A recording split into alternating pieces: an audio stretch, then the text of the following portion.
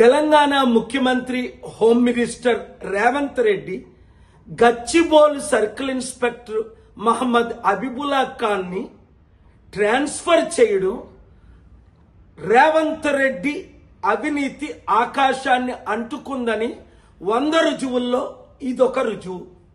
ఆయన చేసిన తప్పేంటి?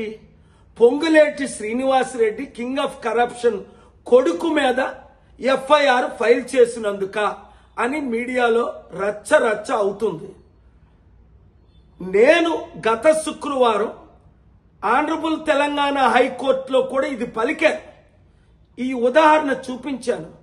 9,292 ఎకరాలు 6 లక్షల కోట్లు విలువైన డీల్స్ కి బినామీకి ఇస్తున్నారని పొంగులేటి శ్రీనివాసరెడ్డి కొడుకే దానికి ఉదాహరణ అని, అవినీతి జరుగుతుందంటే పొంగులేటి శ్రీనివాసరెడ్డిని రాజీనామా డిమాండ్ చేయవలసింది బదులు ఒక హోమ్ మినిస్టర్ గా రేవంత్ రెడ్డి ఆయన శంకనేసుకుంటూ వస్తూ కళ్ళు నెత్తి మీదకొచ్చి అవినీతికి కింగ్ ఆఫ్ గా మారిపోయాడు రేవంత్ రెడ్డి. దేవుని ఉగ్రత వస్తుంది. ప్రజలారా వినండి. చిత్తశుద్ధున్న మీడియా, అమ్ముడు పోకున్న మీడియా వారందరూ ఈ వీడియోని ఇమీడియట్ గా బ్రేకింగ్ న్యూస్ లో ఇస్తారు. అమ్ముడు పోయిన వాళ్ళు చెప్పట్టుకొని అమ్ముడుపోండి మీరు కూడా.